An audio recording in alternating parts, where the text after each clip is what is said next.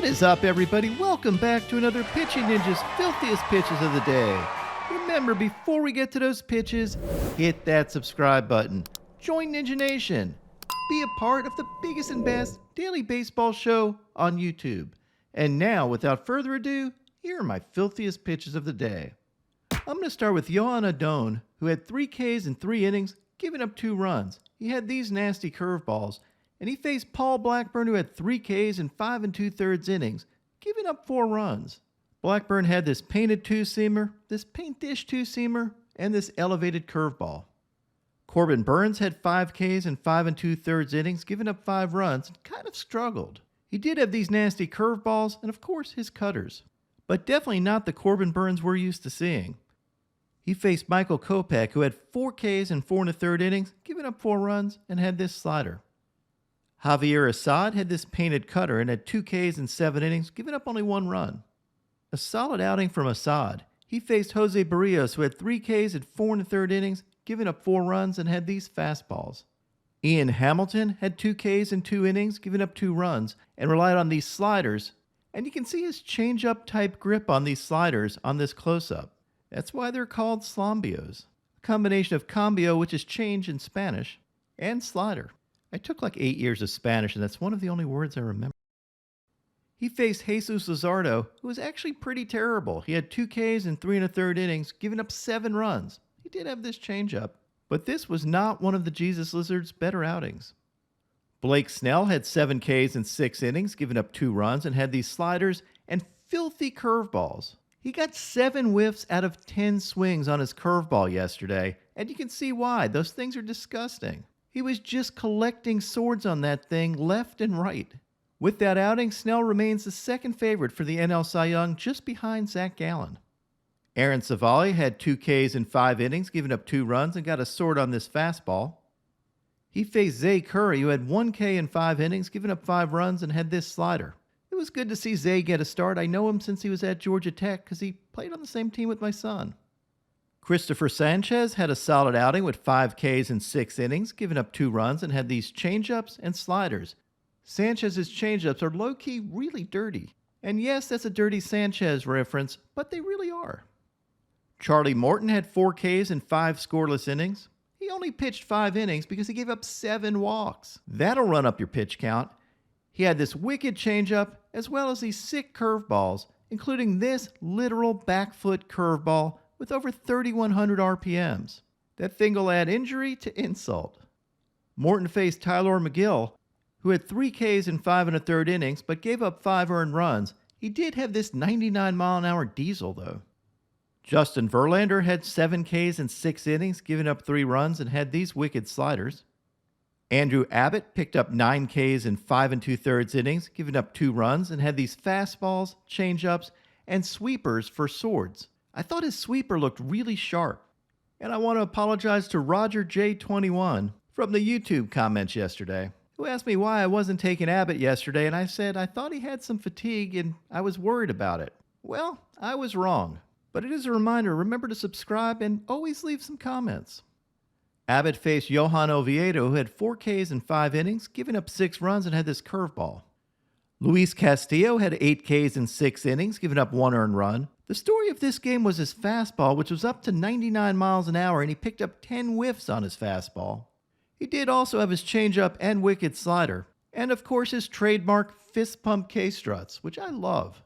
He outdueled Kyle Gibson, who had this backdoor cutter and had 4 Ks in 5 1/3 innings, but gave up 9 earned runs. He had been pitching well up to yesterday, but that'll leave a mark. Jon Gray was outstanding yesterday with 7 strikeouts and 7 scoreless innings, giving up only 2 hits. He dominated with his fastballs and sliders, which is the same combination that Randy Johnson used to use, and I think a bird confused him for the big unit, trying to avenge his friend's death in the middle of a game. Here's an overlay of Gray's fastball and slider, and you can see why that combination was particularly effective. He tunnels that slider really well, and that fastball catches a plate while that slider veers off just as you're ready to swing. I might give Gray a 3-way tie for filthiest pitcher of the day yesterday. Tarek Skubal had 3 Ks in 5 1/3 innings, giving up 4 earned runs, and had this 97-mile-an-hour heater. He faced yesterday's other co-filthiest starter of the day, Chris Sale, who had 7 Ks in 4 2/3 innings, giving up only 1 hit, and he was perfect through 4 innings. Sale dominated with his fastballs, changeups, and a bunch of sliders, and even got a KO. Ninja referee Steve Willis, count this man out. We also had umpire Jim Wolf behind the plate, so there were definitely no arguing balls and strikes because he would pound the living crap out of you. That man is jacked. If we ever move to robo-umps, I want to see a Jim Wolf version. I think it would look something like this. Spencer Torkelson did have a rare butt single in this game. He got absolutely all of that one.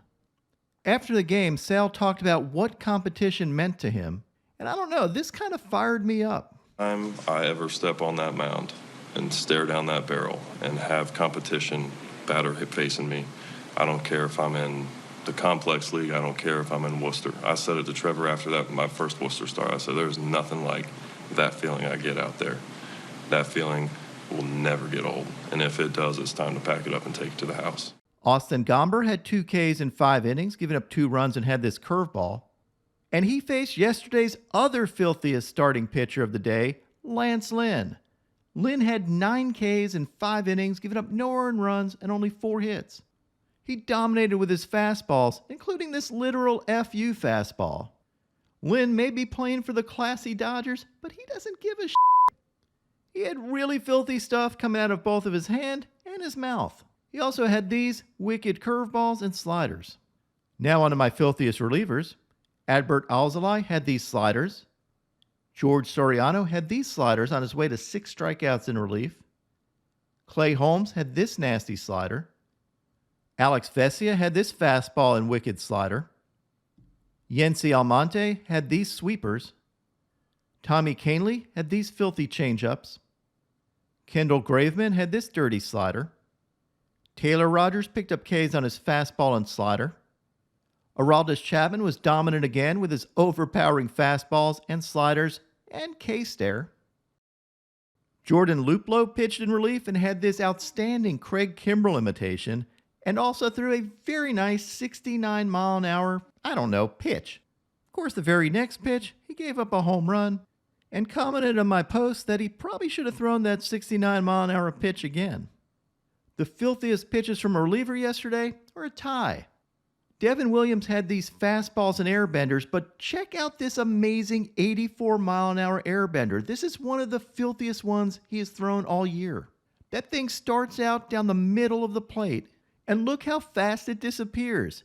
Absolutely impossible. Just total filth from Devin Williams.